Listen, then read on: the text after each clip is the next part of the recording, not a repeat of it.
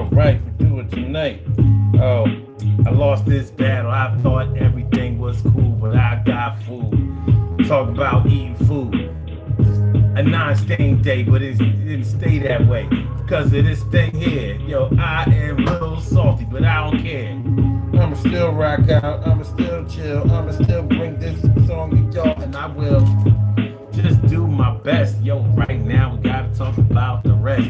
Tonight on the Daily Go Get 'Emism show, we're going to talk about the people who just started making dough and how they acted like they had it all their lives, and you know they was a bum before, but you was sure that they would be a little humble when they started making a couple of dollars, but now they're trying to holler and act like they was always like this, and you like, well, look at this shit here. I'm kind of pissed.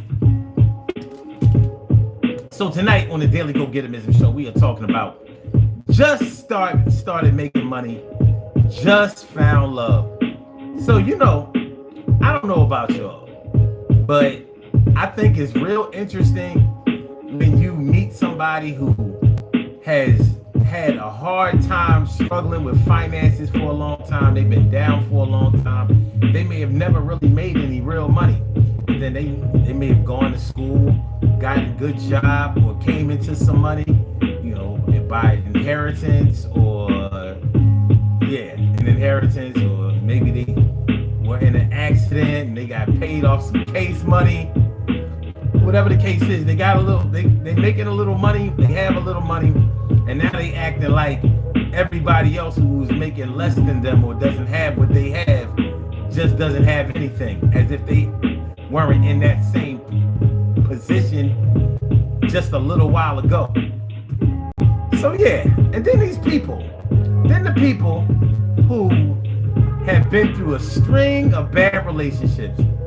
They may have had children by multiple people, never could get it popping. You know, maybe they had been married before, maybe once, twice, failed marriages, all kinds of chaos, all kinds of crazy stuff. And then they finally find love. And when you see the person that they have found love with, and as they're hyping up this person like they the best thing since sliced bread, they the best thing since Nas's first album. You know, Illmatic. They the best thing since Illmatic. You know how, you know, Illmatic was a classic album. Every song on the thing was just all of that. Well, they acting like this person that they are so enthralled with, so enamored with, so smitten with, so in love with. They acting like they are the best thing ever. And they acting like they ain't got 2, 3, 4, 5 baby daddies, baby mamas. You know what I mean? Like they ain't never got their heart broken. Like they wasn't just crying on your shoulder 6 months ago, a year ago. I mean, you know, I guess it's all good now. But it makes it a little harder, and it makes it a little worse when you can see through the person that they're dealing with. And you like, I don't know if this is the one, Chief. Hey, yo, baby girl, I think you should slow down. Whatever you do, don't get pregnant by this one too fast. Because they can't see the forest for the trees. They can't see the forest for the trees. So that's what we're talking about tonight. You know, people who got it now, you know, some people got next, they got now, and they acting like the now that they got, they had it all the years before, all the time before. You know, get a little money and you start fronting. I said, get a couple of dollars and you start fronting. I said, get a couple of dollars and you start fronting. Well, ain't this something? Look, ain't this nothing? Got a couple of dollars in your pocket. Now you're acting like you the rocket man and getting all of this money, going tour with a plan. Well, I'll be damned. Yeah, I'll be damned. And you're doing things that you never did before. Yeah, you're raising the score. Even got a couple of whores. More. This in a minute. In it to win it, with it to get it. I say spit it. See you popping champagnes. Oh, got bottle service. Yeah, it's making me nervous. Because I don't know if you can really afford it. Ain't none of my business. But I'm saying, what is this? Because I know I'm having to pick up the bill. If you really can't do this thing, you got skills to make a couple of dollars more. But what's going on right now? Let's talk about it. Sure. What up, y'all? What's going on? How y'all feeling tonight? Tonight on the Daily Go Get 'Emism show, we are talking about just started making money, just found love. How do people act when they have been broke for a long time? They might not have been food stamps broke. They may not have been welfare check broke. They may not have been free cheese broke. But they was definitely, put $5 in the gas tank. Put $5 in the gas tank. I can only afford to get 2 gallons, and this was 10 years ago. Yo, change the flow. $2 in the gas tank. 2 gallons in the gas. Hey, yo, can you give me a ride? Because right now I can't ride because my car is broke. I need to put it inside the shop, and I can't do that right now. Stop. Okay. So you understand what I'm talking about. And this is not a diss because many of us have been there. I know I have. I have. I've been in that broke position, not being able to buy things that you want. And what I've learned during those times is that when you go too long without being able to afford the things that you want and that you need, it makes an impression on you. It has an effect on you. And that effect that it has on you ain't a good effect. You be like all I want is a pair of Beats headphones. All I want is a pair of Beats headphones. All I need is a pair of Beats headphones, but I'm gonna have to rock out with these Sonys. I'm feeling phony. You know what I'm talking about. Not that Sony's bad headphones, but you might not have been able to afford the top of the line Sonys. You might not have been able to get the premium noise canceling Sonys. You know, you had to get the mid tier, the bottom tier, shit like that. Okay. So I see y'all talking a little bit. I'm gonna talk to y'all. Y'all gonna talk to me back. Let me tell y'all a couple of things. Okay, first of all, this is the Daily Go Getimism Show. I'm your host, Son752, aka Omar with the rrrr. And if you can't say Omar with the rrrr, well then you just say Omar with the R. This is an interactive show. I talk to you, you talk to me back. As a matter of fact, you can call into this show if you would like to verbally speak on the microphone. And there's no censorship on this show. No censorship whatever. No censorship whatever. How you feel it, how you say it is how you can say it. How you feel it, how you mean it is how you can express it. 319-527-6199. That's the number to call. I said 319-527-6199. Yes, y'all. I said 319-527-6199. Yeah, get on the line. I said 319-527-6199. Yeah, get your shine, baby, on. Get your shine, baby, on. Get your shine, baby, on. Get your shine, baby. 319-527-6199. Press number 1, and that will let me know that you would like to speak, and then I will call you out by the last 4 digits of your telephone number. You can rock on and do the damn, do the damn thing. Like I said, no censorship. Now, you know in the chat, YouTube is not going to let you say certain things that you might want to say. But if you call in, you can say whatever you want to say. And I don't have no restrictions. So even if you don't want to say something, maybe you just want to yell, scream, holler, you can do that shit, holler. If you want to curse, cuss, swear, you can do it right here. I'm going to be like, well, he said shit, yeah. So, all right, let me shout out my peoples. T. Carey, right, morning, noon, and night. It's always great to have my peoples going directly into your site. And Drift King, say my name. I said Drift King. What's going on? Thanks for coming through and doing your thing. RH, your arms are huge. Yeah, my arms are huge. Yeah, I'm working more out every day. Route. And King 805, what's going on? Thanks for coming through the live. Called me Tyson, but I know that I don't look like Tyson. But I'm big, he big, we like bison. What's going on? And Alan. Oh, an alien, my bad. Hold the fuck up. Am I seeing things? Hold the fuck up. What the fuck? Hold on. What the fuck is this shit? Wait a minute.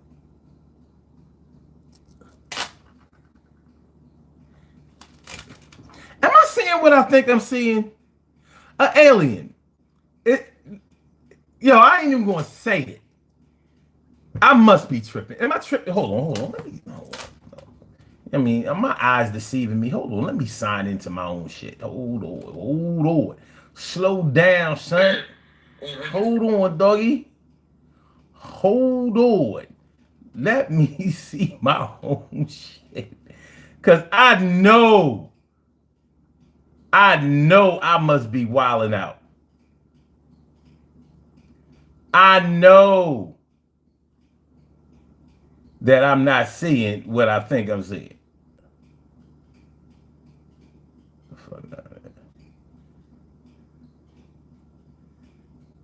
Uh-huh. Okay. All right. Okay. All right. I must be seeing what I think I'm seeing. All right. Skywalker, what's going on? Thanks for coming through. And Rob Carter, Unk drunk. No, Unk don't drink. Unk don't smoke. Unk don't sniff. Unk don't shoot. Unk don't pop pills. Unk is straight up and down healthy. You know what Unk do? Unk do this. Unk do that. Unk do this. That's what Unk do. Nah, we left them petty games alone a long time ago. Nah. You'll never see me high again. You'll never see me drunk again. You'll never see me drinking again. You'll never see me smoke. You'll never see me doing none of that shit. I mean, you do what you do. I don't have no restrictions on what anybody else does to dull the pain or get the party started, but not over here. Shadow Band says, who buttons the top button? The fuck I do. That's who. I button my shit all the way to the top. You know why? Because I like to. And guess what? Nothing you say is going to change that shit. I could unbutton it, but I'm not. You know what I mean? Button your own shit. All right. Skywalker says, nah, he obviously that fetty. I don't know what that shit means. And I don't care. What up with the wristbands? These are not wristbands. These are beads. But this is, you know what I mean? This is a gold bracelet. You know what I'm saying? These mean something. These are real beads. You know. Listen, man. Y'all attention seeking ass bastards. I ain't going for all that. So you find so many weird people on this at night. Yeah, you, Skywalker? It's like, nah, it's all good. Love is love. Miller says, that's true. He did button the top button. That's right. Unbelievable, suspicious. Y'all trying to say I'm sus? I bet anybody who try to say I'm sus, I know. I dare you to show a picture of yourself. You know, you non-profile picture having ass motherfuckers. I know. And this is kind of what I'm talking about tonight. You know, I'm talking about, you know, how, you know, just started making a couple of dollars, how people just start making a couple of dollars and now they want to act like they had it like that all their lives, like they really getting it like that. Maybe they finally whipping something nice. You know, they got a nice little V going on, you know, finally. You know, they done got out of the hoopty. They done got out of the hoopty age. You know, the auction cars. They done finally been able to go to the dealership instead of the auction. You done finally got a chance to actually test drive a car before you bought it instead of having it, you know, driven out onto the show business. 500,000. Yeah, I know how it be.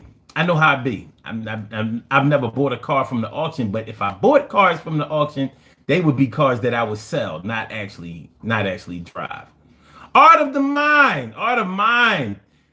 D50. What's up, man? He says, I'm 22,639 days old and accomplished many major things and haven't used 97% of my brain yet. Well, I'll be damned. I thought we used 10%. Nah? All right, cool. The Tattoo Man too? What's going on, man? And Miller says, I can't trust anyone with the top, but then beat it. You don't have to stay. You don't have to stay, man. You have not come to the begging channel. I'm not going to beg you to stay. I'm not going to ask you for no money. But I can guarantee you, you'll like the material. Cause like little cornball niggas like you, this is a good thing for you.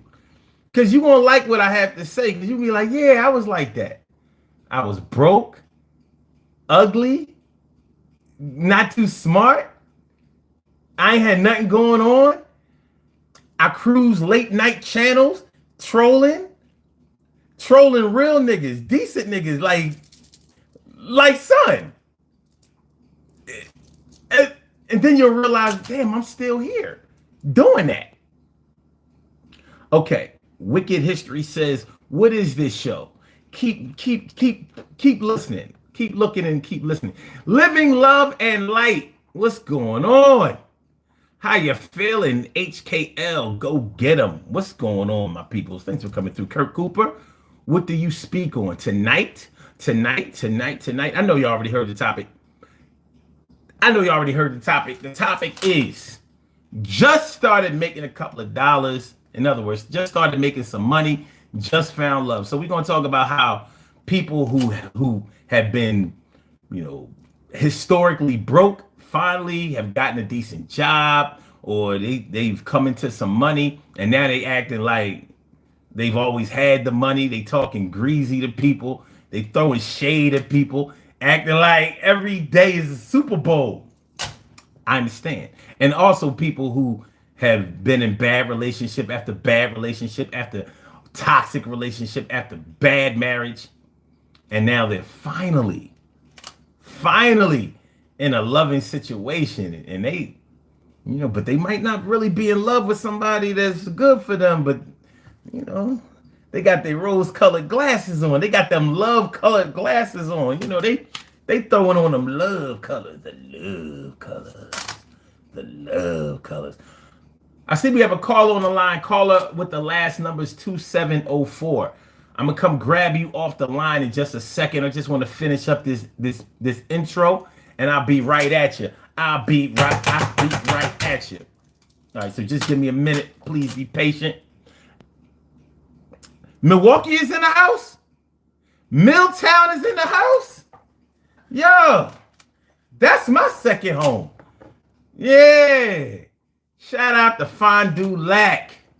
My peoples. That's what's up, man. You know what I mean? Milltown all day. What part of Milltown you from? Let me know. Shit. So from the time I was a kid, my grandma used to live in West Lawn Projects. As y'all say it, West Line Projects of what was it, like 66 in Silver Springs, 63rd, 60s, in the 60s in Silver Springs, right off Silver Springs. All right, looking like nice color on you. Appreciate that. Alien is crazy. Word. Hello from Turkmenistan. That's what's up. Thanks for coming through, Kevin. Appreciate you. And Rampage 88 ATP. Have you ever taken a back shot before? I only give back shots, nigga. Listen, man, don't come through here with all that LGBTQ shit. Don't do that. Because this is not the place for that. You know what I mean? Listen, people do what they do. I don't place judgment on that, but not here. So, y'all little fairies, y'all little ABC alphabet type dudes, y'all do what y'all do. And y'all can say whatever y'all want to about me. I know I'm more masculine than all of y'all. I know I'm bigger. I take care of myself better. I know I'm more handsome. I know I can talk better than y'all. I know I have more shit than y'all have. And it's all good. And I ain't just get nothing. Okay. Lobsco says you built like one of the Ninja Turtles. I don't know. They're kind of thin muscular. Let me see. But don't worry, man. Don't worry about me. My skin is thick. I do not listen. Y'all can say whatever y'all want to me. Just know I clap back. Bow, I clap back. So y'all have y'all fun. What's this? Abbott's Fin? Wait, Abbott's Fin? Okay. Can I be what is that? Can I be a mod? No. Lamar Johnson says, "Hey, my name's Kane. Kane and is how you pronounce. Okay, my name is Kane. Is how you pronounce it, but how you spell it is Canaan. Okay, cool. TK Wright says, if you want, okay, all right. And Koromo, or is that Koromi? No, Koromi. Poll this line of, I don't know what the fuck. Okay, Angel says, yo, definitely like Diddy sausage. What the fuck is that? Eat a dick. Eat a dick. The lady Ray says, good morning. Good morning to you too. Lobsco says, what you know about getting money? You know here with 15 people just yapping. Well, this ain't how I get money. And I wouldn't care if it was 15 people here. I wouldn't care if it was 5 people here. I wouldn't care if it was 1 person here. I'm here to have a conversation with whoever comes through to have a conversation with me. And that would include you.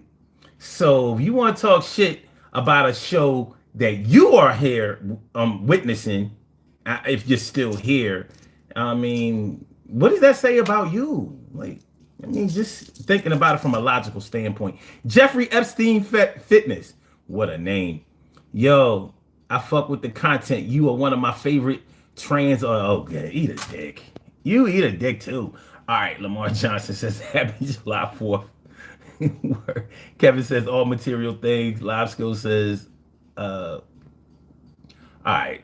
All right. Fire says, this is, what the fuck? George Brooks says, why did he get put on eyeliner? I ain't got no fucking eyeliner. I don't have no fucking eyeliner, dumbass. This is how I don't have no makeup. I don't do none of that shit. Why would I wear makeup? What was that? What would that get me? What would that get me? Like, I must be crazy. Emily Dunlap is in the house. Says, "Oh my God, all this love interest on his channel, making slick comments, trying him.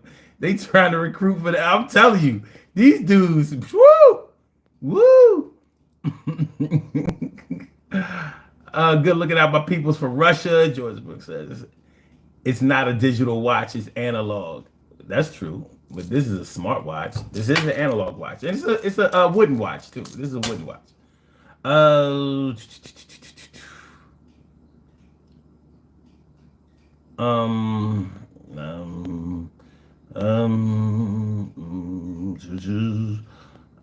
don't even know if I'm gonna read all this shit. I'm just shout y'all out. All right, CC Lee Jean, what's going on, man? Thanks for coming back through. Maher WD. Thanks for coming through, man. Appreciate you. And greetings and farewell. Good day. What's up, man? Thanks for coming back through. Appreciate y'all. And Donnie Deer. So you look like a painting. I'll take it. All right, y'all ready to get dressed? Let's get dressed. Matter of fact, only people that are gonna get dressed tonight are the people that's really down. Like some of y'all cornballs in the chat, we not fucking with y'all. These are cow bones. In case y'all ask, or in case y'all care, these are genuine cow bone necklaces. We rock these every night, and y'all rock them too. So let me know which one y'all want, the right or the left, the right or the left, the right or the left, the right or the left, the right or the left. Which one do you want to try on? Which one you try on? Which one you try on? All right, Forever Too Tired says the right. We got 1 vote for the right. What y'all got? My right is your right. My left is your left. The tattoo man says the left. All right, we need a tiebreaker. My right is your right. Okay, wait, we got another right. My man Word of Bremen. You know what? We gonna go with the right. Cause my man Word of Bremen came through. That's what's up. So stick your neck out. Let's stick. Come on, stick it. Come on. All right, here we go. Looking good. Looking da-da. Y'all looking good with the da-da. All right, hold on. All right, looking good. It's a good look. Boom. This is what y'all look like. Looking good. Huh? Beautiful. Lovely. Pretty. Sexy. Handsome. Suave. Debonair. Like a snack. Hottie. It's good shit. It's good shit. Get a screenshot. See how y'all look. No other content creator is gonna do no shit like that. Only me. Only me. All right, so let's go. So what we doing? All right, so tonight. Oh, wait. Oh, we got a call on the line. I almost forgot. Caller on the line with the last numbers 2704. First of all, thank you for holding. Thanks for being patient. Welcome to the Daily Go-Getimism Show. What's on your mind this evening, tonight? What's good? Oh, hey, Unc, what's up? What's going on, brother? Man, feeling like a real man should. What's good with you? Now listen, I'm all about go-getism. I'm all about it. Me, myself. Wait. Say it right. Say it right. All right. You're all about go-getism? what? Is that how you say it? No, it's go-getism. Go-getism. You gotta get at. No. It's go-getimism. All right. Go-getimism. That's even better. There you go. Thank you for correcting me. You're welcome. I'm loving what you do here. Have you ever heard of ultra runners? Have you ever heard of the ultra Spartan? No, but what do you have to say about the topic tonight? I do have something to say about the topic tonight. Trust me. I used to weigh 268 pounds, and now I weigh 185 pounds, and I'm competing in 100-mile races up and down mountains. Okay? I've been competing in over 20 races, 100-mile races, and I've been competing in these 100-mile challenges and all over the New England Northeast. Anybody can go. Anybody can do it. Anybody can get after it. Anybody can change their life. I couldn't even run a quarter mile. I ran a quarter mile and I cried. And now I'm doing these races with 22,000 feet of elevation gain and loss, running for 30 hours at a time, Unc. And I'm 33 fucking years old. And I started doing this shit like 3.5 years ago, 4 years ago. I didn't have no coach. I didn't have no trainer. I didn't have nobody waking me up at 3:30 in the morning, going for a 15-mile run, a 20-mile run. I didn't have no money. Sometimes I didn't even have heat. I didn't have proper nutrition. I didn't have all these people trying to be like, oh, you can get after it. You can do this. You can do that. No, nothing. It was me. I did it. Me and my fucking, you get up, you get the fucking pen, you get the fucking piece of paper, you write down the shit you're going to do, and you do it or you fail. You do it or you die trying. That is exactly what you're going to do. You want to be a man? That's what being a man is. You write something down, you do it, or you die trying to do that shit. Because that's what being successful is. It's not the Bentley. It's not the McMansion. It's not the girl you argue with because she looks like a 10 out of 10. It isn't any of that, dude. It's none of that. Sometimes being a fucking man is going from mile fucking 81 at 3 o'clock in the morning to going to mile 88 at 4:30 in the morning so you can watch that sunrise come over that mountain. And you're barely even alive. You know what I'm saying? Like you're just in a whole other world. Anybody can do it, anybody can do it. My name's Rocco. I'm Rocco the Ultra Spartan. I'm from fucking, dude, I can't even tell you how much I love what you're doing. That's exactly what we need out here. We need someone getting on the mic, just like you're doing, and just spitting it like it is. Saying, you can do it, just get up and do it. Just get the fuck up and do it. I didn't have nobody telling me how to do it. All right, let me ask you this. I just had to figure it all out by myself. Hold on. Let me ask you a question. How tall are you? I'm only 5'11". You're 5'11" and you were 268 pounds? I was a big boy, and I ran it off in the dirt. Okay. Did you ever play sports like in high school or college or anything like that? Intermediate sports? Yeah, I grew up in a small town, like in the sticks, like in we barely had enough kids to make a football team. I had to play every single down. Every single play we ever had, I had to actually go out there and play. And then 2 weeks after football season ended, wrestling season would start. What school did you go to? I went to a small school called Triton. It's in Massachusetts. Okay. And then I did jiu-jitsu for years after that as well. But I mean, But again, I was like, who would have ever thought? Like I remember running behind the shed and not running. You know, dude. There's been times I've been running like a marathon every day. 268 pounds at 5'11" is pretty big, but you know, they're dude, that was huge. But you know, there are plenty of NFL linemen who are just about right there where you are. So where you were, you said you're down. That was. You said you're down to dude. What, 100 and what? I'm like 189 pounds right now with an 8-pack, absolutely shredded. I look like a Greek god. When I was like 268, I was like fat. That's what I'm trying to say. Okay. Now I'm probably at like 5% body fat. Okay. I just competed in a race just this Saturday. I was at the Mount Sparta Challenge. So what do you eat? 1,000. What do you eat? What do you eat to keep extremely yourself basic fit whole food? And like, how do you keep your energy up? And you know, just in case somebody wanted to follow. Wait, hold on. Just in case somebody wanted to follow your regimen, or if somebody was inspired by your journey, what are the things that they would have to do? No, without all the rah-rah, just tell them the things that you do, the things that you eat, your exercise regimen. You know, put it in real life terms. I would love to answer that question. And I would also like to say, us athletes at this level, we don't make a penny. We all do this for honor. It's all about finishing. It's all about the respect and honor. None of us make any money for running these 100-mile races. It's a group of dudes who just go out there and just do it.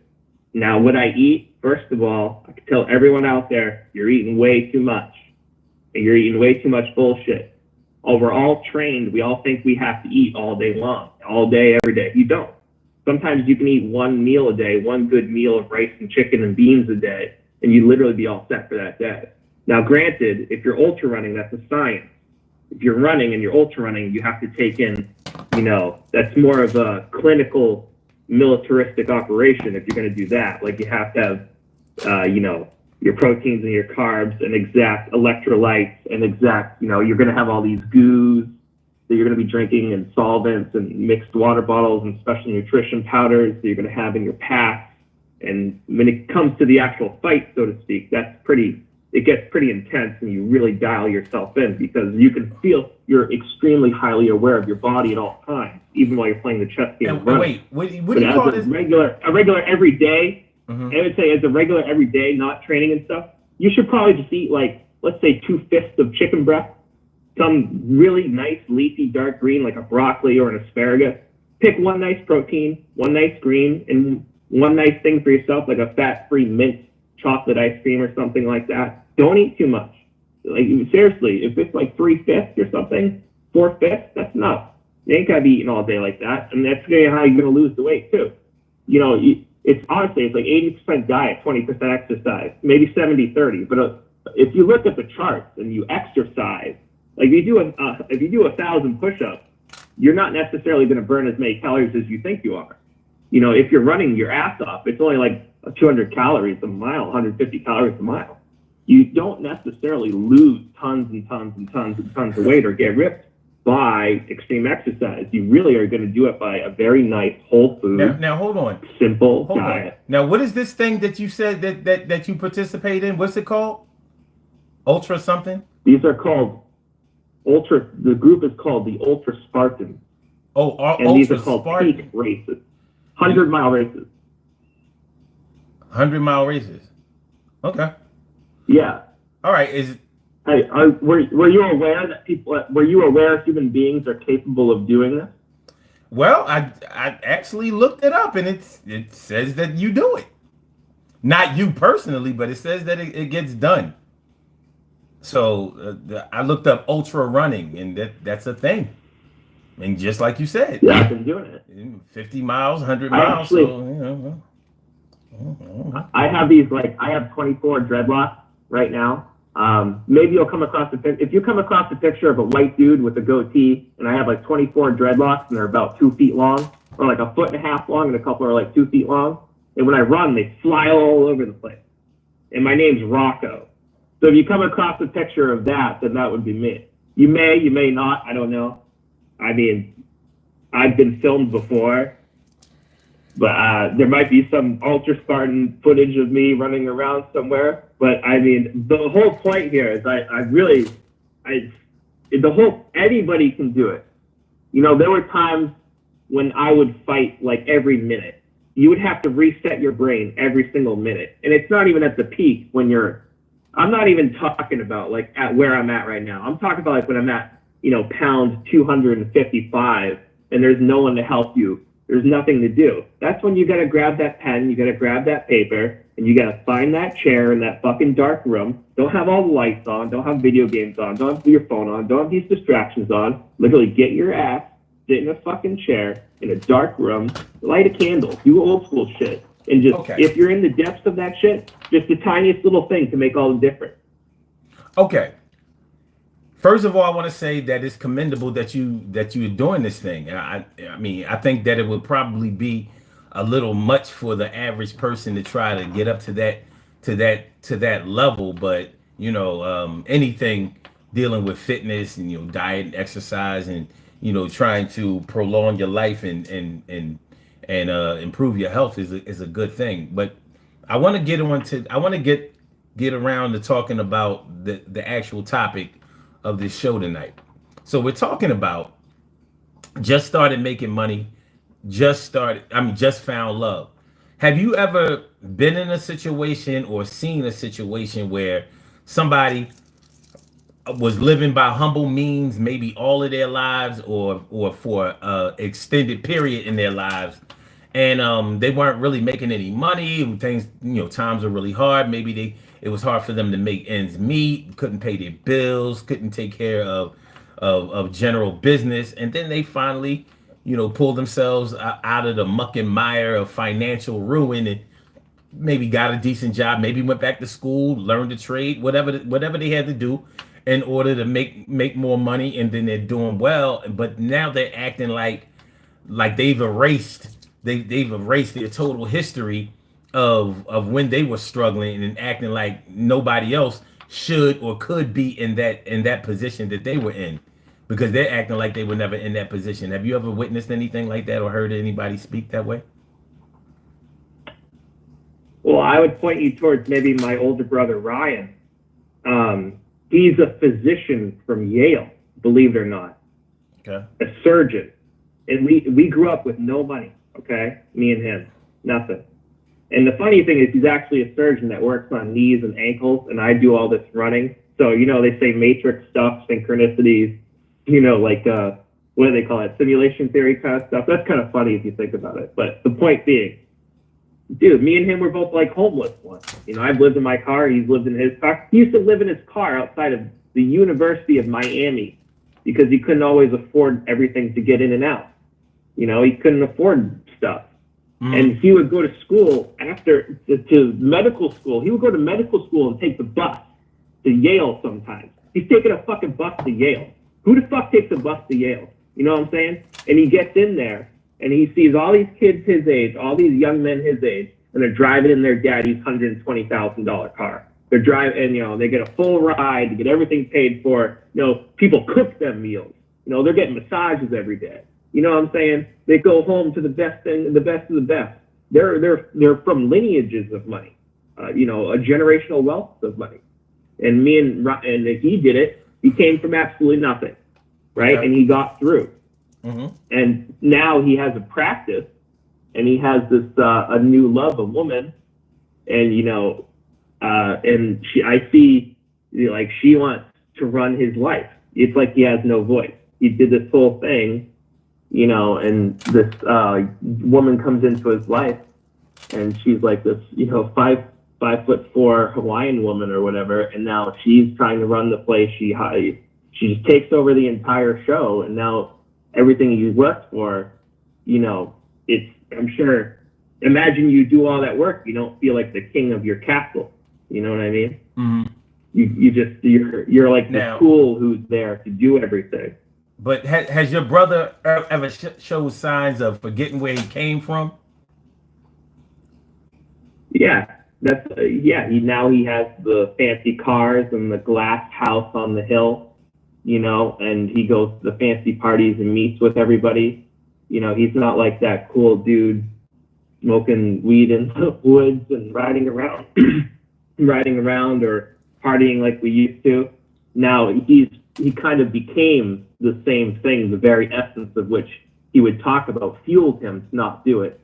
Like a Conor McGregor getting to the top and forgetting who he is or something like that. Okay. Now I look at him and he is in the suit on the glass hill. And it's very ironic because I'm somewhat opposite, where I sleep in like trash bags sometimes in the woods.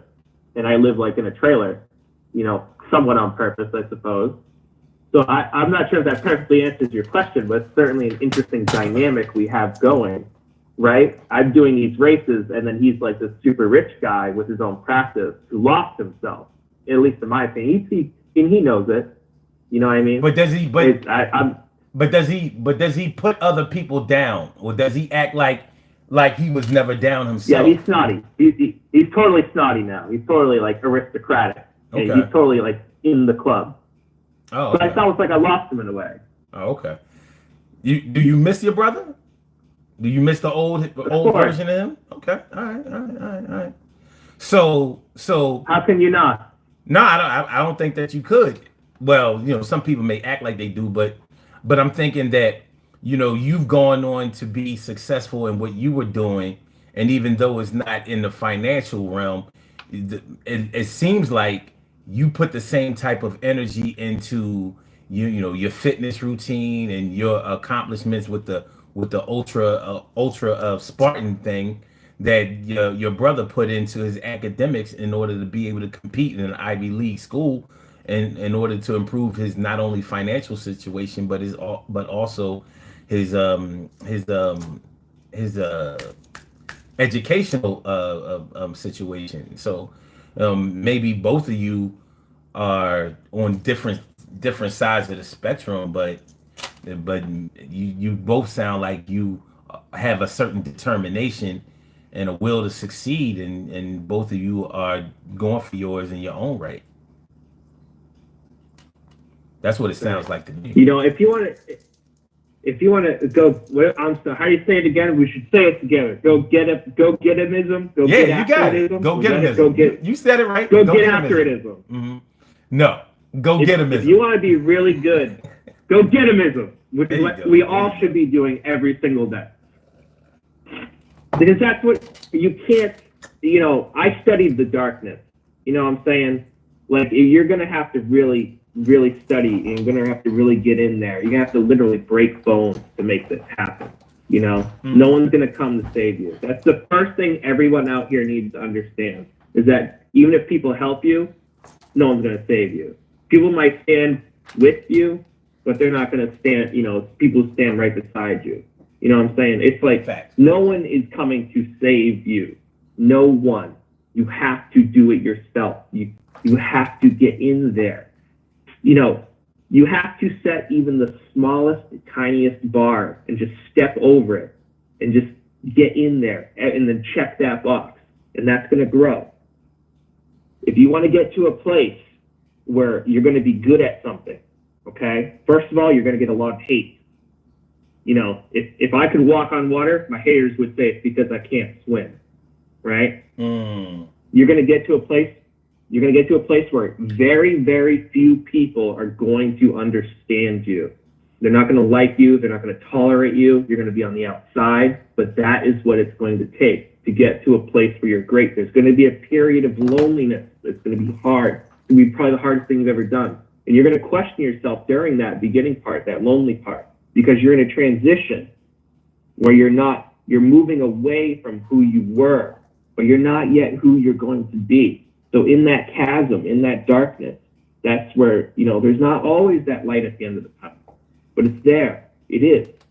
I could have died a 200 fucking whatever pound dude just working at like a market basket, stocking shelves, eating cookies all day. I would eat boxes of cereal on the couch.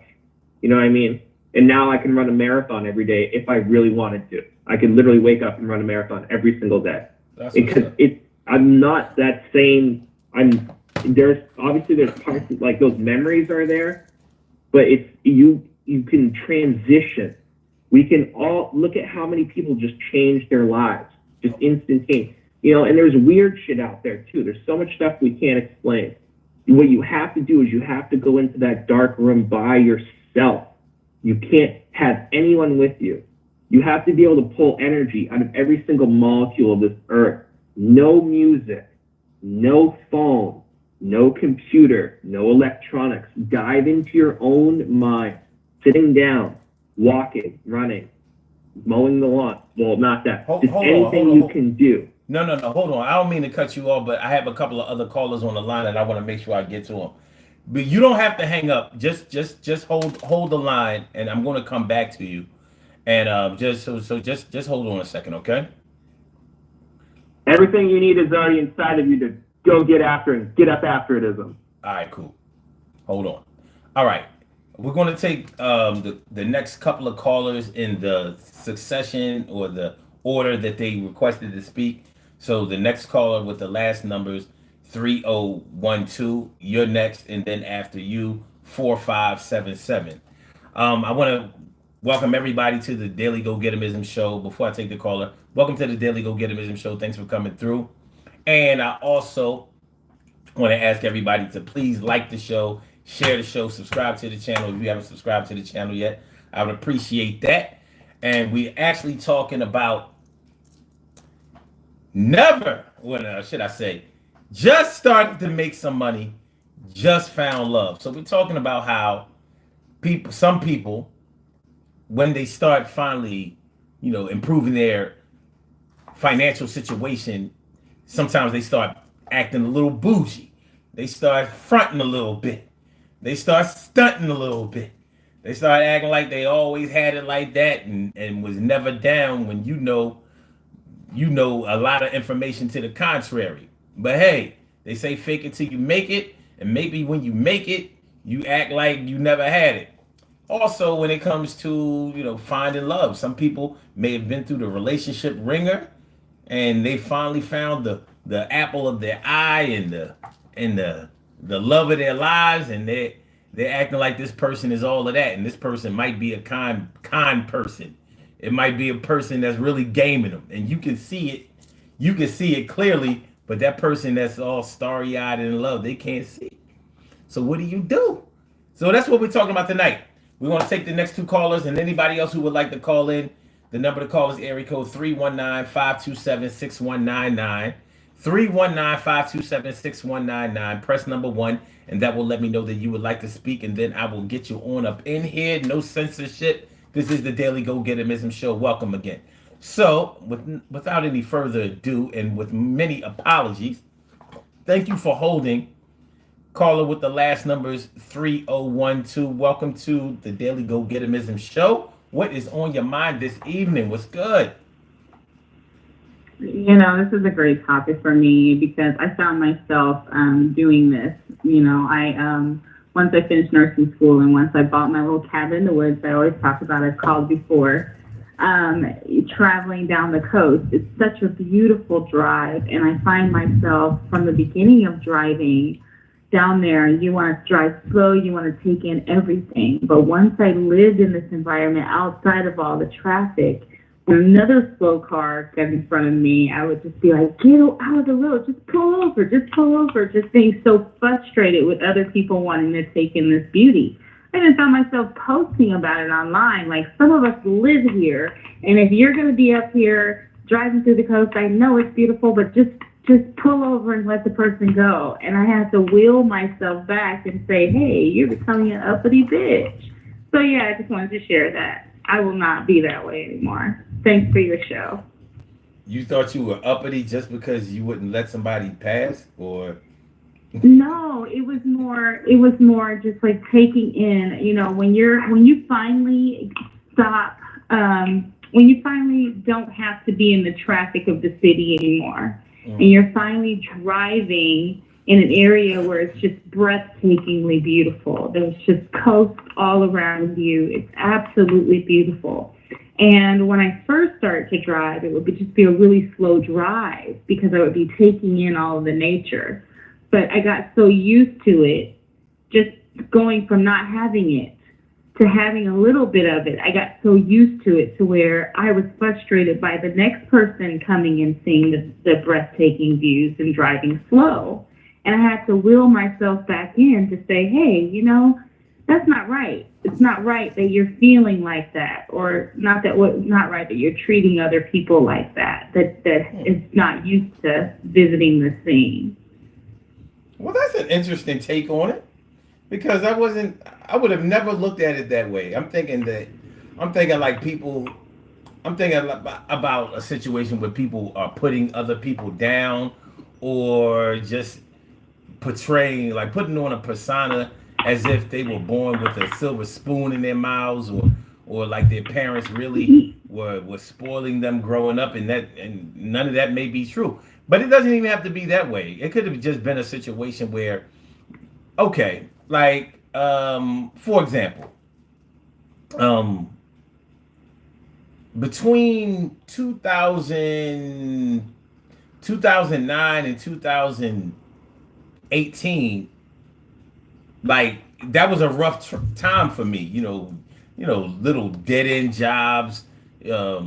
My career, I wasn't really sure what I wanted to do career wise or whatever, and it was a tough time because the job that I was working at wasn't really paying that much or whatever, but it allowed me to do some other things like this that I wanted to do, and it was tough, and I realized that when you're down too long, you start to look at things like you're never going to be back up again. You're never going to be able to make decent money. You're never going to be able to afford things that other people easily afford and things like that. So it can put you in a negative state, to whereas you don't even believe that other people are getting it the way that they're getting it, and they are.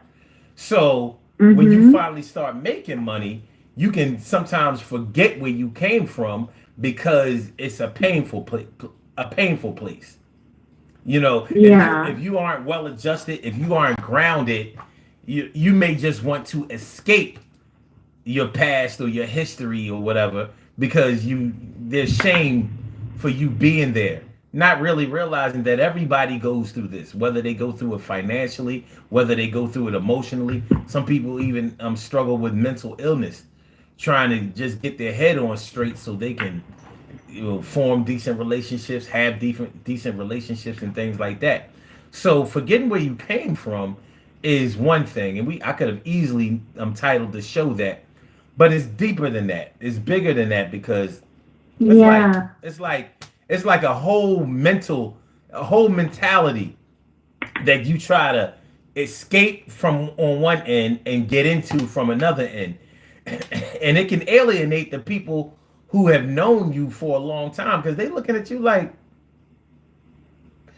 you still owe me $50. Because there was a time when you just didn't have it. Didn't make you a bad person. Everybody struggles or whatever, but to be acting like I don't know if you've ever met anybody that throws around large amounts of money for things that they have spent, or large amounts that they've spent on things that they have gotten. Like everybody can do that shit. Like, they may say it like in a casual conversation, like, like you really have to watch out the wine you drink when you're sitting on this $7,000 couch. Like, shit like that. What we doing? Every your couch cost $7,000, and I guess that's your claim to fame. I know that you probably wouldn't have been able to say anything like that or afford anything like that maybe just a few years ago. And I see you feeling yourself, you're proud of yourself, but you don't have to act like that. You don't have to throw numbers out there. Yeah, and that was exactly what came to me, when I did that. It was more like after I made a Facebook post about it, like, like I know it's going to be summertime and everyone's going to be coming up to the coast. Just remember, some of us live here, just like pull over to the side. That's why they make, passing lanes. And I thought about it, and I was like, hey, just a year ago, there's no way I could have afforded to live where I live. There's no way I could have been here, you know. So to speak like that towards people who might not be able to afford it, who should probably visiting, or either way it goes. I mean, it was just awful of me, and I had to will myself back. So I would say that I was one of those people who was behaving that way when I just didn't. I was just crying about traffic the year before, you know. Yeah. So, yeah, I just wanted to share that, and you know, thank you for the show because it kind of brought back that for me, and I just wanted to share it. Well, I appreciate you calling in. I appreciate you following the show. Thanks a million. All right. All right. Bye-bye. Speaking of thanks a million, my people's Gorilla God King came through and threw me the super check. The super check. I said my people's God King, Gorilla God King came through with that. Came through with that. And I gotta come through with something for you. Yo, we gonna beat on the drums. What we gonna do? I said my mellow man. My mellow man. Gorilla God King, my mellow man. My mellow man. I said Gorilla God, my mellow man. Yeah, my mellow man. I said Gorilla God King, my mellow man. My mellow man. I appreciate everything you do. My mellow man, I said the Gorilla God King. Thank you, my people's Gorilla God King. I appreciate you, my dude. Thank you so much. Thank you so much for that super chat. You know, you hold it down for me, I'm gonna hold it down for you back. Thanks so much. All right, caller. All right, we're going to go to the next caller. Caller with the last numbers 4577. Thank you for holding. Thank you for being patient. Welcome to the Daily Go Getimism Show. What's on your mind this evening? What's good? Talk to me. Hey, what's good with it, man? I appreciate you having me on your show. I just wanted to speak about the topic. I feel like there's like at least 2 to 3 different types of backgrounds that you could come from. That's gonna possibly create how you're gonna act when you do have the money, when you are up in life, when you got the girls chasing you, and you got the money to go out and do whatever you want to do when you want to do it.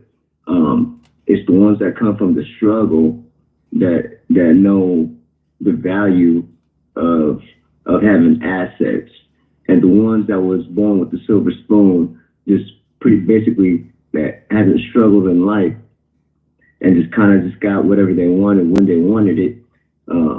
Since elementary school days, like if you wasn't eating free lunch and you know you was having your mom pack you some Lunchables, you know, stuff like that. It's a big difference. You get what I'm saying? Yeah, I definitely. You talking that real shit now. You speaking my language. Yeah, go ahead. Yeah, so so I feel like me personally, man, I came from Section 8 housing, single parent, welfare child, you know, back when food stamps was looking like Monopoly money. Mm-hmm. So I still remember the times being embarrassed standing in line at the grocery store because I knew, you know, when it came time to pay, my mom was going to pull out them food stamps. You get what I'm saying? So I was hoping I didn't see anyone from my school or anything like that.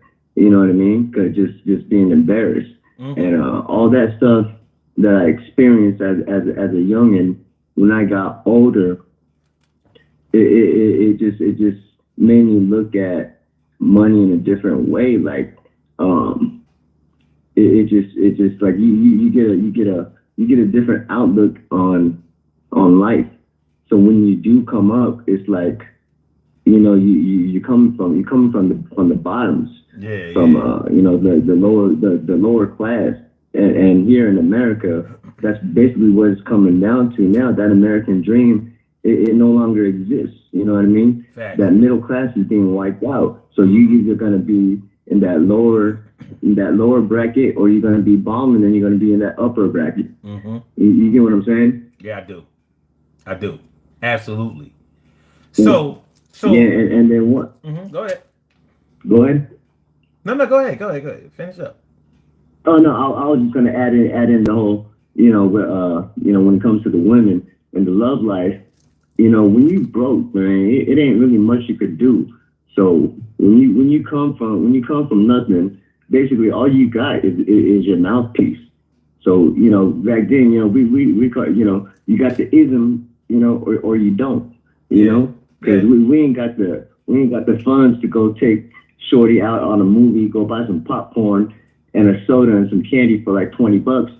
We ain't got that, so we was out there just using our mouthpiece, and whatever girl you could pick up with your mouthpiece, you know what I mean, that's what it was. And then later on, when you do got money, and then when you do go on a date, and now you could pay for the dinners, you go pay for the drinks at the clubs. Now it's a whole different. Now you just attracting the fake type. You get what I mean? You ain't gonna find a real one. When you are up, it's you got a better chance finding a real one when it comes to finding love and finding a woman that could really be down with you. You're gonna find them in a different environment. I don't know if that makes sense, but that's just kind of what that's just what I experienced. I feel like. No.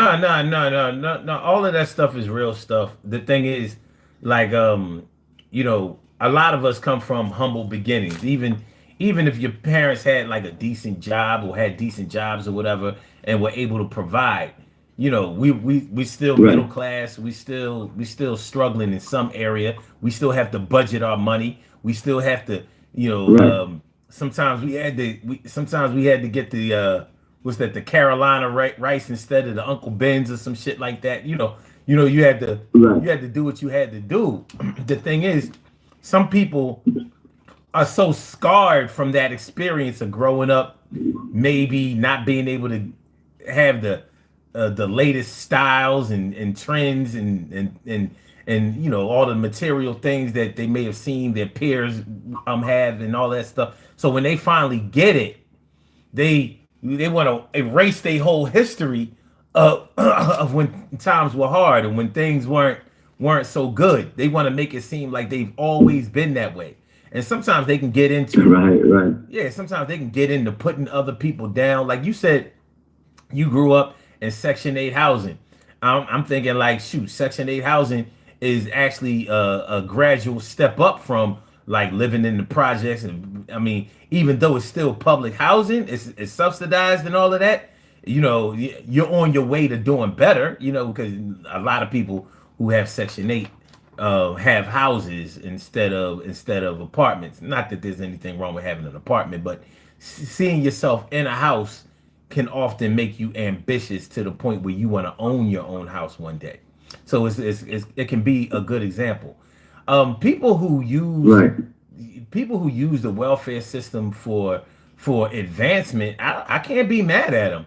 I can't, because if you can go to school if you are on welfare in many states, you can get training and whatever, because the goal is to get you off of the program.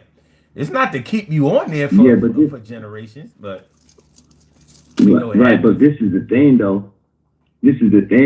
See, the only reason my mother was on welfare is because she couldn't speak English. Okay. You get what I'm saying? Yeah, I do.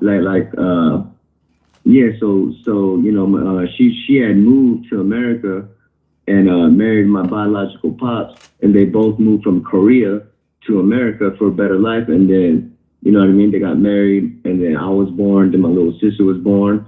So by the time I was like 4 or 5 years old, my little sister's like 2 years old. Like my parents had split up.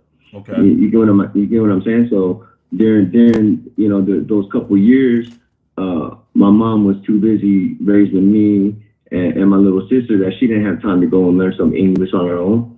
Okay. You know what I mean? Okay. So she got on the welfare. Someone put her onto the welfare thing. And because she couldn't go out and just apply for jobs and not speaking English, you know what I mean? Where do they do that at? So let me get this straight. Wait, your parents are Korean immigrants? Right. Yeah. You know, listen, man, South Korea.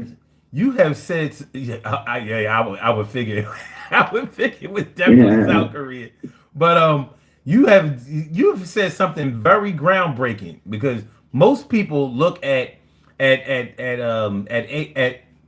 Oriental Asians as always coming to the United States, really good at math, or already having a store set up, or some type of financial situation where they don't even need to learn English. So I mean, I don't think that. But I mean, Yeah, go ahead. no. What you're speaking is facts, and if you look at some of the families, like take a family that came in like the '90s, 2000s, all the way up until right now. So you got these Asian families. They're gonna put all their eggs in one basket, send over one member of their family from Asia with all the family jewels, all the family bread, over here to America. You know what I mean? Go set up shop. You know, go open their little laundromat, Chinese restaurant or whatnot. Mm-hmm. You know what I mean? And then slowly but surely start bringing over the rest of the family. Right. You know, that's been a play that's been ran by a lot of Asian families from back in the day. But when you come over here, you know, without, you know, all the family's assets, you know what I mean, and your whole mission is to bring the rest of the family over here. When you come to America, you know, and you know, on your own terms, let's say, yeah, it's going to be rough. You know what I mean? Yo, I swear, you just blew my mind. I've never, I didn't, I swear, I never have known. I've known a lot of Asians, and I've never known one who had to use the welfare system, or that actually needed to learn English in order to make it. Now, when I was younger, Right. when I was younger, and the Vietnam War had just ended, I knew a lot of Vietnamese. Well, there were a lot of Vietnamese kids that would come into my school, and you know, they were Mm-hmm. because they didn't know the language, and because they had to Right. to go to the schools where many of them were older than the other kids in that grade.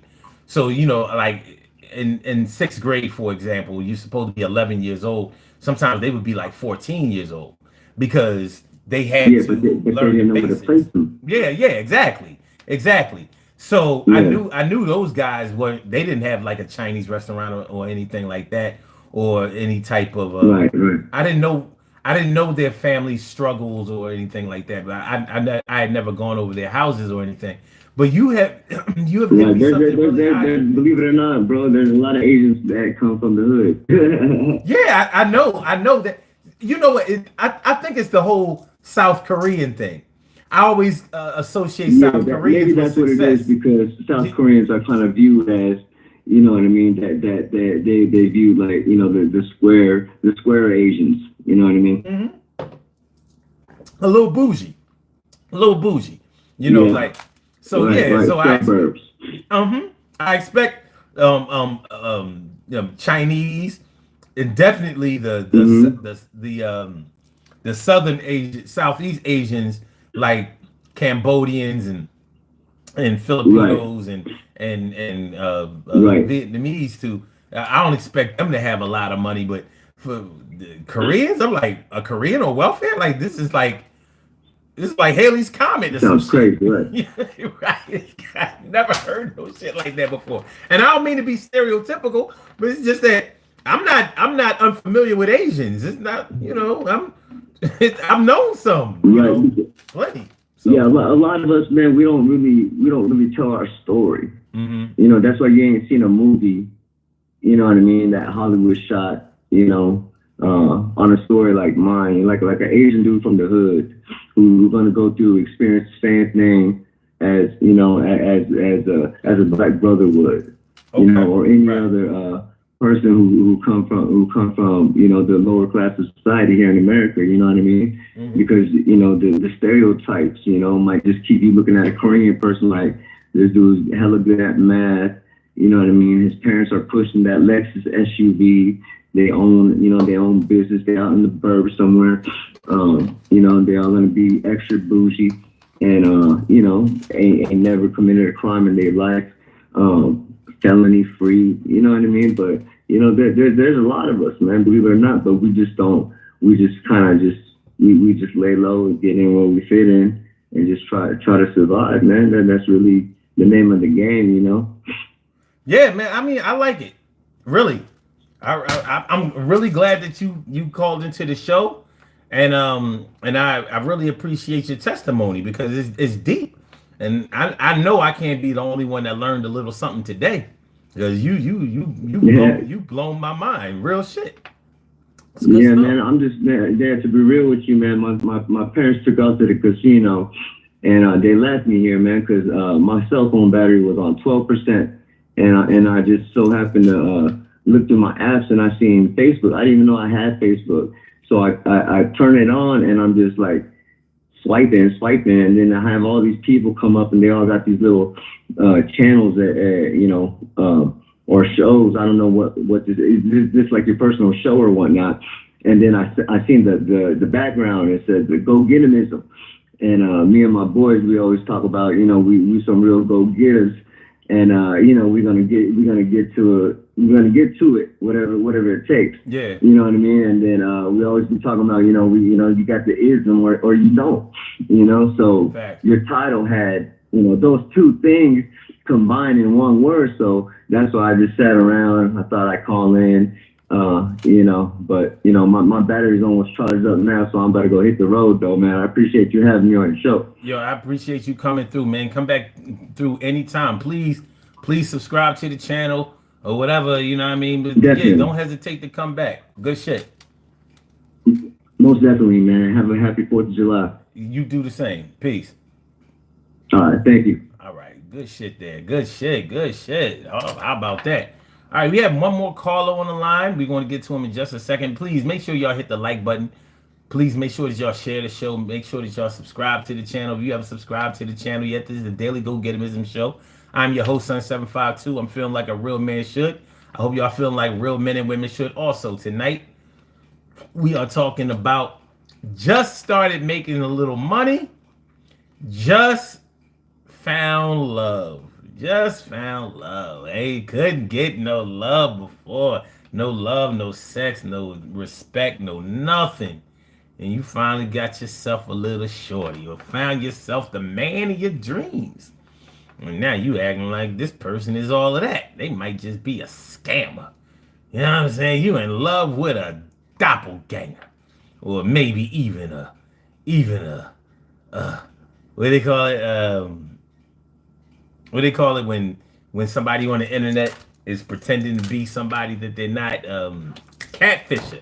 You in love with a catfisher? You talking about your boo? You ain't never stood in front of your boo? No, I never stood. All right, caller with the last numbers 2958. Thank you for holding. Thank you for being patient. Welcome to the Daily Go-Getterism Show. What's on your mind this evening? What's good? What's going on, son? How you doing? Man, feeling like a real man should. I hope you doing the same. What's up with you? Not too much. So I came in kind of late. It's all good. And I miss you by, I don't know, about a good 30, 40 minutes or so. Okay. I was dealing with something else, but I think at the very end I kind of caught on to what's really going on, and you had some interesting callers calling in. I'll tell you that. This is a hell of a night. It's going down. Ain't it though? I mean, you know, we must have full moon. The freaks coming out at night. There's some shit happening tonight. I'm like, woo! They got the fireworks going off, and we getting some fire here. This is crazy. So if I caught it correctly, now correct me if I'm wrong, but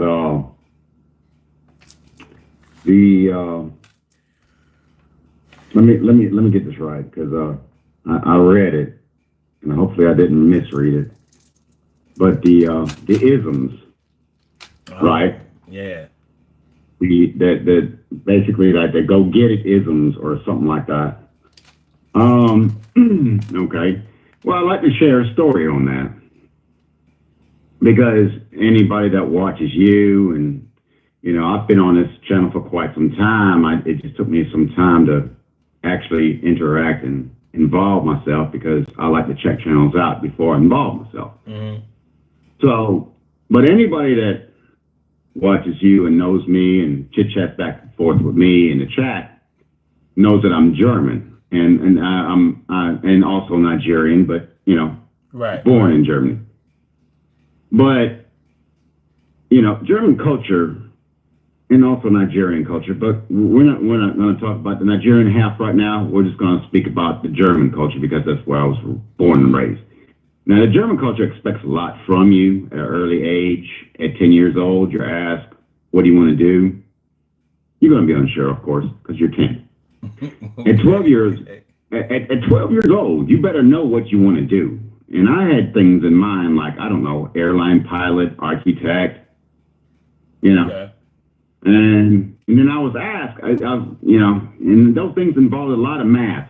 And I was not excelling in the most difficult math at the time, if you understand what I mean. Yeah.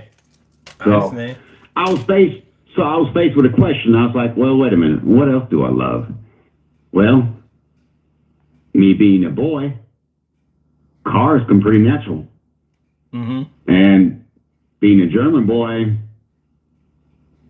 liking German cars, Mercedes-Benz was the first best option because everybody I knew drove a Mercedes-Benz, just like you drive Ford Tauruses over here. Mm-hmm.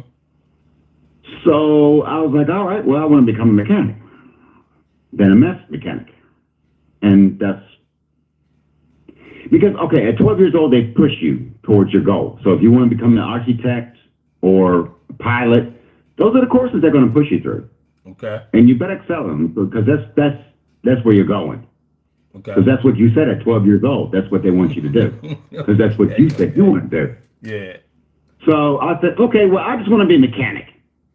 Right? All right, fine. So I went that route. And then I excelled in that, worked for Mercedes-Benz at the same time going to school for them. You know, did all that. And then my mother came to the United States, and then soon I followed. And then when I came to the United States, you know, back in, you know, the early 90s, everything wasn't quite the way it is now.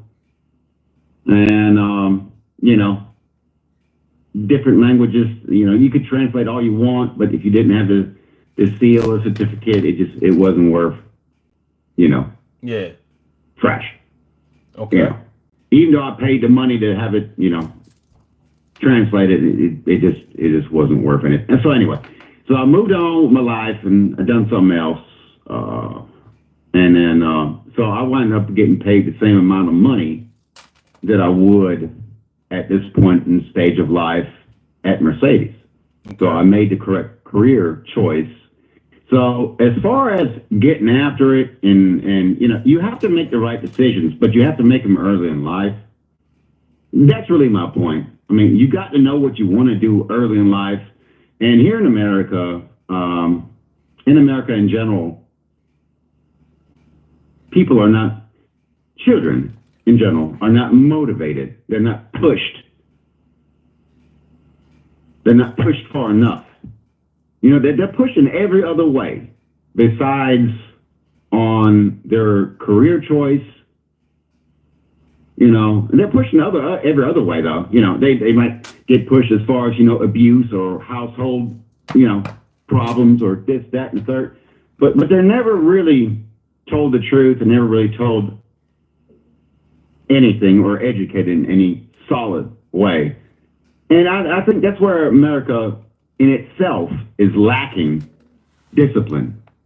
You know, I mean, you know, I see children nowadays, they get put in the corner. I'm like, you're 12 years old. What are you doing in the corner?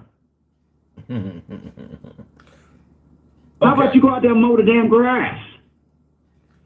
Well, Huh? you know, as a culture, How about you help dad working a broken down Jeep or pickup truck you got in the backyard instead of playing on your games all day long? Well, America has the culture of a lot of countercultures. We don't have just one thing that we do that everybody follows suit. And it's being a black man, that's one of the things that's harder for me to explain to my own people because because they don't see they don't they find it hard to think outside of what the media feeds them with outside of what the propaganda tells them day in and day out. They find it hard to function outside of those parameters because those are things that they can measure. But I'll say this: anybody anybody can make money if that's what they want to do, just like anybody could play a sport well if that's what they want to do. If that's what you practice, you normally get good at things that you practice at. And that's unfortunately goes for bad things too. But when we're talking about tonight, when we're talking about somebody who has finally made it, even if it's just on a small scale, even if it's just them getting a job or a better job after a long time working at a shitty job, it's still intriguing or surprising to me to see them acting like they've been making good money all of this time and like they can't understand how come somebody else is struggling or suffering or unhappy or feel stuck. I mean, like they were just stuck. You were just stuck. So the same thing with people when people find love. Like, yeah, okay, yeah, you tried the rest, now you have the best, but you may not. This may not be your last stop. It may feel like it is, but the thing about relationships is that you can be thrown a curveball at any time. So things can be going swimmingly for you and your partner at one point, and then the next thing you know, here you are taking down all of the pictures that you posted of y'all couple at a destination wedding just a few months ago. It happens. It happens, and those are the kinds of things that we're dealing with today, in this microwave society. We think that we can have everything really, really fast, and it'll just last forever. So we get it fast, we get it without working for it, but we don't expect to lose it no matter what happens. So I don't know. It's almost like people who get liposuction or some kind of weight loss surgery, and now they want to post pictures of them in the gym, like they've been working out, like they worked out in order to lose all of the weight. Like that's not what you did. You got it by having things snipped. So I don't know how you're gonna keep it, but one thing is for sure, you putting on this act like you made it by hard work and commitment and dedication and all that stuff. That's not how you got it. It might be how you keep it, but it's certainly not how you got it. So you don't even own that culture. So forgetting where you came from is an alarming thing, for my people. I was I don't know if you watch a lot of American news, political news or whatever, but this whole thing with Joe Biden doing so bad in the presidential debate last Thursday, and Democrats are panicking. They want him to drop out of the race. He's saying that he's not dropping out. But I was listening to some of the commentary earlier today, and they were saying how they've been all over the world, and America is looking bad in all of these other countries and all that kind of shit. And I'm thinking, like, I'm trying to figure out what the United States can do outside of their financial situation. What have we ever done to look good to other nations? Because we've always had slavery, we've always had disenfranchisement, we've always had discrimination, we've always had some type of segregation going on, we've always had unjust laws and court systems and plenty of ways to disenfranchise and make the playing field unfair and uneven for others. And I'm like, if you don't look bad doing that in other countries, you mean to tell me that we look bad because we haven't been able to decide on two old ass men that are trying to be president? I'm like, these are the choices that we had. That's it. Yeah, and I agree with everything you just said. And I'll digress on some of my points that I was going to make, but I will say, and I agree with 100% of what you just said, knowing the history of the United States. And the United States is the only country in the world that still had such thing as called slavery going on in the 20th century. The early part of the 20th century. What? So, and even segregation, you didn't have that in Europe in the 20th century at all. So that's, so, all right, moving on from there, going back to a couple of points you said, there is a divide, and there's, Germany is one culture, Russia is one culture, France, one culture, England, one culture, Sweden, one culture, no matter where you go, Nigeria, one culture, Kenya, one culture, Namibia, one culture. If you no matter, and there are people of different ethnicities in these countries, but there's still one culture. But then in the United States, you have people of different ethnicities, but there's multicultural stuff going on, and nobody seems to agree, and everybody's divided. Yeah. So what needs to happen is people need to come together as a people, and it's starting to get a little bit more easier to do. But at the same time, I mean, you see what's going on. Yeah. You got one half ready, the other half, they're fighting against it. And I don't know which half is what half, but they all need to cut the nonsense and just get together and make it work. Mm. Well, talk about by the time they get it to work, it'll be too late, and there won't be no more America, because what we're facing right now politically, like what you just said, we're facing World War III. So it's not a good it's not a good look. It has to happen. And America is being laughed at by the rest of the world. I mean, Joe Biden. I mean, come on. I mean, he can't even spell his own face, let alone speak a sentence. So Well, I don't know. The other choice is Trump. I mean, no. You got one other choice, which is JFK Jr. And that's the lesser of the two evils. Yeah, that's not going to happen though. But they're not going to let him in. They're not going to let him in. But because JFK Jr. He's actually talking a lot of he's actually talking quite a lot of sense versus the other two. I mean, I ain't mad at him. The thing is, the Kennedys don't live long.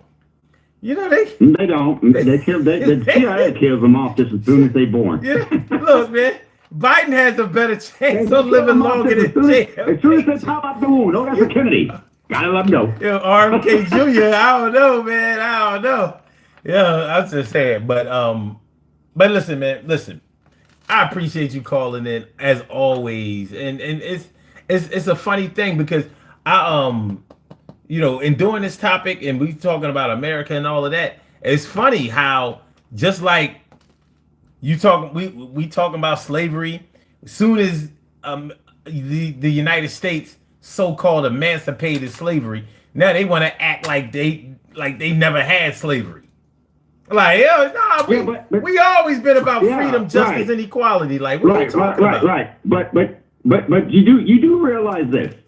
Everybody in the United States and even elsewhere in the world. Now listen to what I'm saying very closely. Here in the United States especially, but even in the rest of the world, within the last 2,000 years, anybody that tried to bring anybody from every walk of life together has been killed. Yeah. Whether it was Yeshua, or people call him Jesus, or whether it was Mandela, he was done away with, right? And then people thought he was dead, and then there comes the Mandela effect because they actually didn't kill him, and then he became president of South Africa. All right, but still, he got done away with. Then you got Mr. King, Martin Luther King. All right, they killed him over a simple fact of let there not be the difference between the colors. Let's not go to different schools. Let's integrate. Let's be together. Let's work together.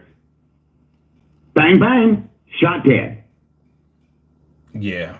Malcolm X, well, he was a different type. He wanted a little bit of war. He was warring against the other. And, well, they done away with him too because they didn't like that either, whoever they are. All right. So now you had, Trump actually did a good job. No, he brought the economy back up. He brought the economy back up. He didn't do a good job. Sir. And he's a businessman. So He didn't do a good job. He didn't do a good job. Well, he didn't do a good job as far as being a president. I'm saying he did a good job as far as the economy. No, well, he actually didn't because he inherited I don't like him personally, like as a but president. I think he does good as somebody for like economy or an economist because he's a businessman. So America being a industry, what else better could you pick than him to make the economy come back up? No, see, here's the thing. First of all, he inherited a good economy. That's number one. Number two, he's not a good businessman. He's a great branding man. He's great at branding. As far as being the one that actually makes the money. Okay, you know what? I'll retract my statement and I'll accept what you just said because I think you're correct. I think you just corrected me. I'm just saying, I think you're right. I think you're right. Because I think I spoke. No, never mind. I retract what I said. You're right. Yeah. You're right. I understand why people follow somebody like him or whatever. But like he's another one. He goes everything that he does falls in line with this topic tonight. For acting like you've always been this way. Like everything that some like Donald Trump he's a showman. He's a camera guy, and that's what he did. I mean, he's just another actor, isn't he? I mean, honestly, I've never seen a president. He's just another actor. He's just another Biden. Which of the two evils are you going to pick? Well, no, he's not a Biden because he's totally different. Like Biden has been in politics for 45 years. Like he actually knows what he's doing. Trump was playing president, but all he really wanted to do was be in front of a camera. Like I'm like, when do you do your presidential duty? There are only 24 hours in a day, and you spending days. Well, now you know why. If I had a choice, I would pick Junior. No. I'm not even talking about the juniors, but I was trying to relate what Trump does to this topic tonight because we talking about acting, just started making money or just found love. Like Trump will say certain things. I was agreeing with you. Maybe I said it in an incorrect way. No, I was agreeing. Even in your agreement, I just want to make sure that everybody understands where I was going with this whole thing. No doubt. I understand you 100. Yeah, because like he'll say things on tape. This shit is documented, and he'll act like that shit don't matter. That was yesterday, and people going for that shit. It's like he's a hypnotist. I'm like, this is some bullshit.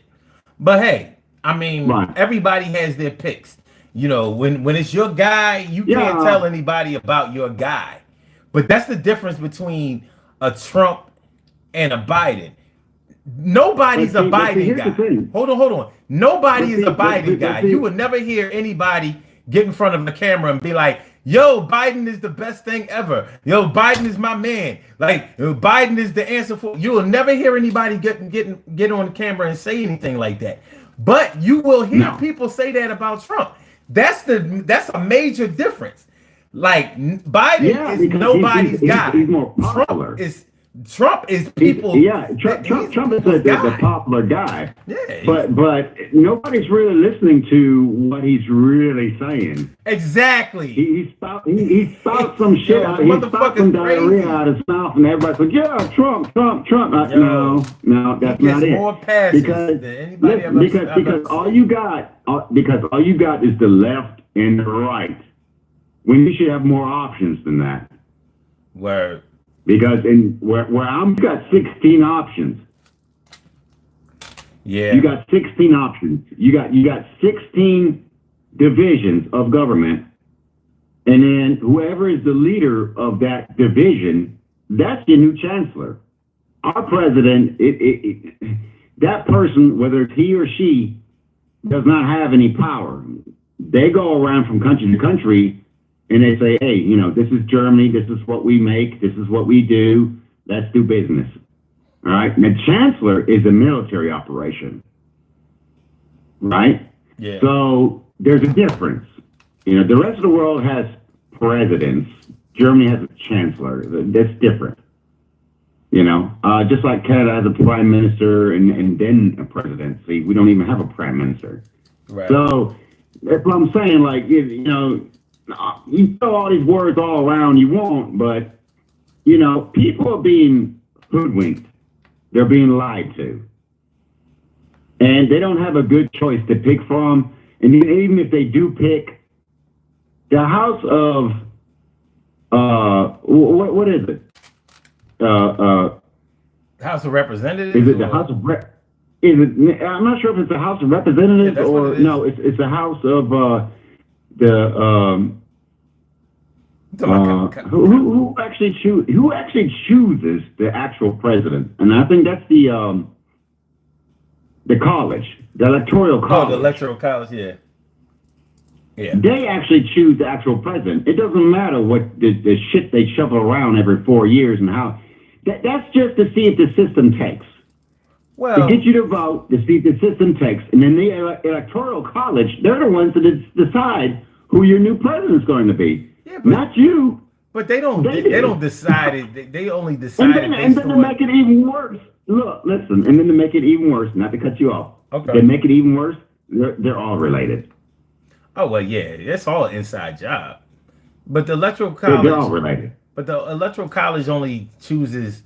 He only decides it only decides the winner based on the number value of each state that each candidate wins. So it's not like they just do a eeny meeny miny mo, or I like this guy better than this guy. I don't know now. I don't know now. If you go all the way back from Reagan, or no, let's go back to Nixon, because I remember Nixon. Mm-hmm. You go back from Nixon all the way to now. They're all related.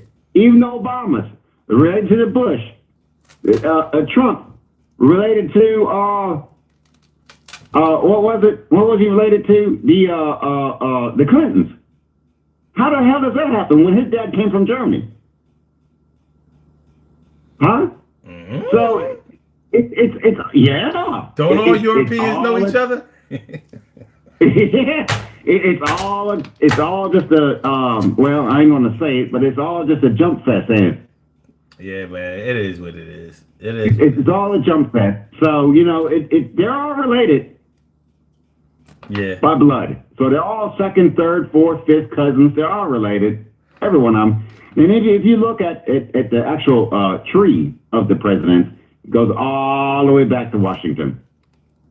Yeah. And then another thing they won't tell you is there was 8 presidents before Washington. Oh yeah. And another thing then there's another thing they don't tell you is that there was 8 presidents before Washington, but then the one thing they won't tell you is there was 4 presidents of those 8 presidents that were black before Washington. Yeah, well, they were blackish. Well, whether they were half. I mean, they tell me if I'm 1/16, I'm black. That's what they and I'm say. half. That's what they say. So, and I'm half. Well, that's so, what they used to say. You know.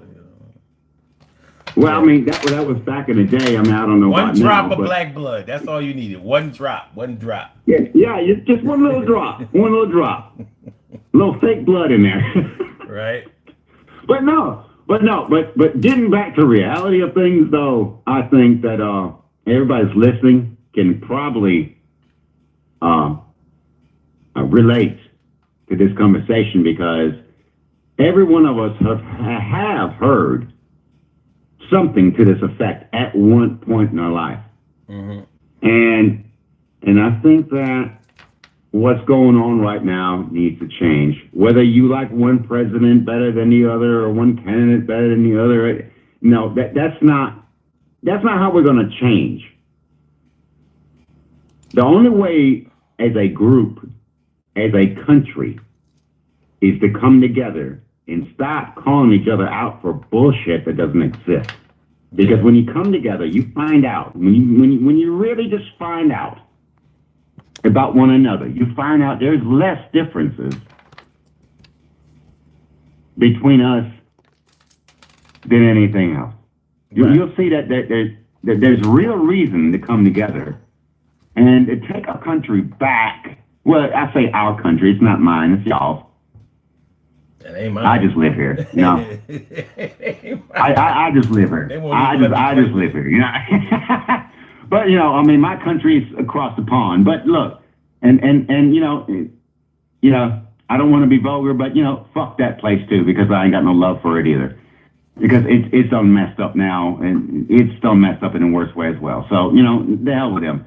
So, but for people in general that come together, we need to come together as a group, and we need to stop all this bickering about this, that, a third, and it's nonsense.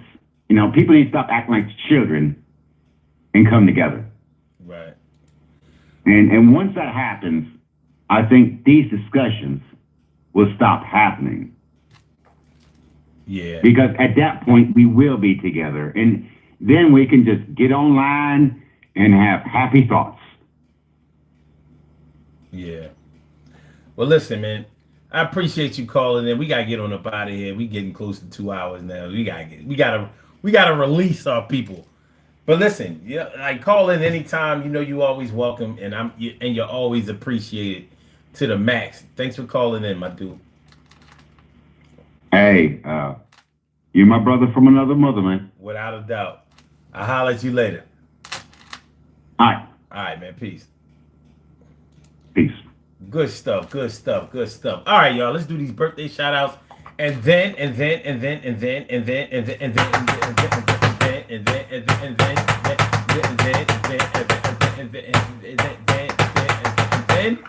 we can get on up out of here. All right. We have some birthday shout outs to do. Some people were born on this glorious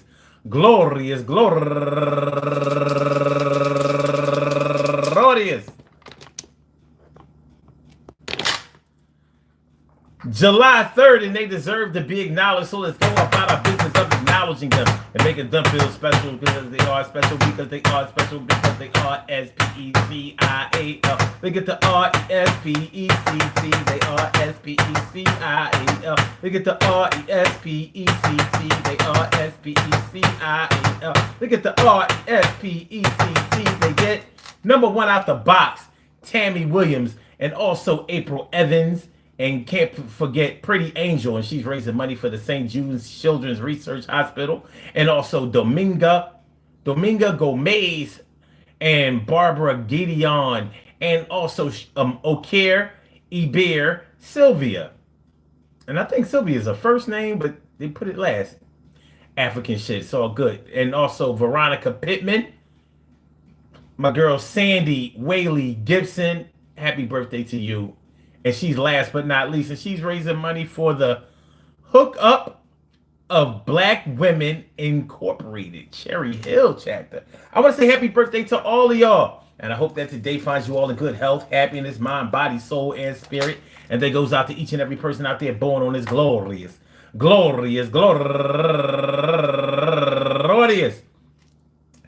July 3rd, anywhere out there in the world, worldwide, internationally, and universally. All of y'all go ahead and turn up. But don't turn up too loud. Just turn up loud enough so everybody can hear you. Rock out, rock on it, do the damn, rock out, rock on it, do the damn, rock out, rock on it, do the damn thing, you do your thing, y'all. Represent the queens and kings, you do your thing, y'all. Represent the queens and kings. Good things happen to those who wait. Great things happen to those who grind, and anything can happen to those who go for theirs. So go hard, go for yours, and remember, man, listen. People just started getting a couple of dollars. Now they acting like they never got pulled by the collar and always had money. It's silver spoon in your mouth. Or what the hell is you talking about? You know that you were struggling just like the rest of us was, and you doing what you do, but you did what you does. And everything is like a buzz right now. But I see you getting money, but I remember that now you're acting kind of funny, acting like you're paid, acting like nobody else is getting money. It's a fade. And I ain't really trying to have it with you. It's a fight, but I'm trying to get into your plight. And just remember where you came from, son. That's all I'm asking you to do. We can still have fun. And yeah, I see you over there, shorty. You just found love. Really think that man is all of that for you. Well, he's above the fray and the baby dads that you had just the other day. I ain't saying that you was pregnant just the other day. You got 4 baby fathers. I mean, what you say? I mean, I ain't really trying to budge you, nudge you, or pick a grudge with you. But I'm just saying, boo, that might not be the man that's best, but you hyping him up like he's wearing a vest and he's bulletproof, but he ain't not see through. That dude ain't the best for you. We all gotta live and learn. It's your turn. I just hope daddy don't light up and burn you again. And I ain't talking about STDs, my friends. You know what I'm saying. End of the story. It can get gory and horrific. The shit is crazy. It ain't terrific. I'ma spit shit and get my shit off and make sure that y'all know what I'm talking about. Let's route. All right, y'all. Peace to all my day ones, my everydays, and my brand news. I love y'all to death. Resuscitate y'all. Love y'all right back to life. We will be back tomorrow night. Yes, we will be back tomorrow night with another Daily Go Getimism show. 1 a.m. Eastern Standard Time. So make sure y'all come through. Make sure y'all hit the like button. Please make sure y'all share the show. Please subscribe to the channel if you haven't subscribed to the channel yet. So I see some of y'all asking, what is this around my neck? Y'all just came in. These are cow bones, baby. I can put them up close. Put them up close. As a matter of fact, you're wearing them too. And if you don't believe me, I will show you a picture of thee. You would have saw this if you would have came here a little earlier. I mean, if you came here earlier. So let me show you what you look like. That's you. That was you. Wait, hold on. That was you earlier in the night. See? Cow bones, baby. We rock the cow bones, baby. Moo. Moo. Cow bones, baby. We moo. Moo. Moo. It's a cow bone, baby. It's moo. Moo. It's the cow bones, baby. It's moo. Moo. It's the cow bones,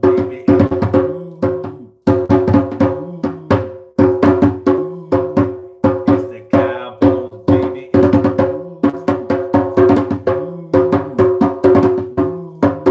It's the cow bones, baby. It's moo. It's the cow bones, baby. It's the moo.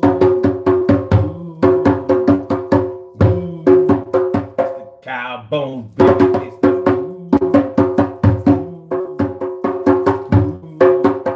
It's the cow bones, baby, it's moo.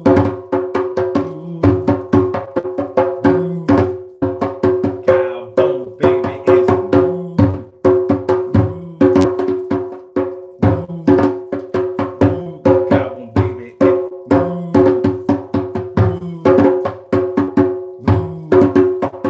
Cow bones, baby, it's I'm trying to put this anthem in your head.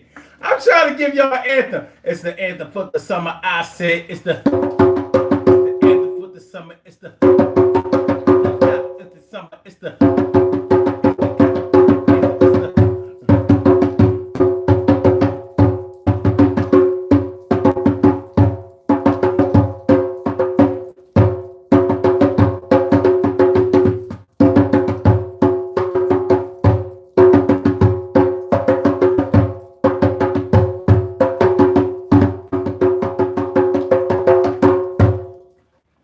and still we rise, baby.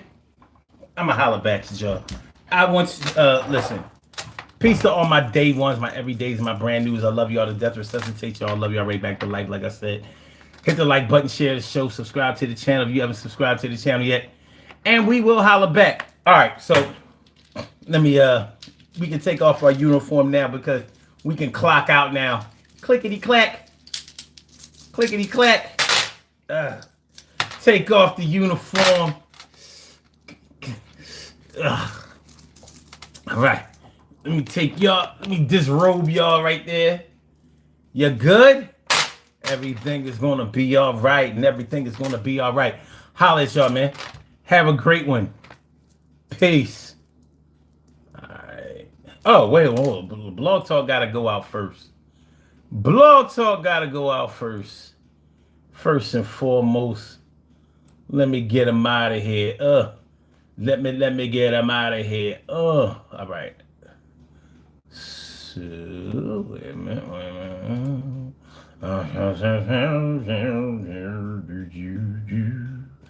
Boom. And that'll settle that score. And then, all right. And for my YouTubers, you know just how we do, but thanks for coming on through. See you on the other side, my boobers. Peace. All right.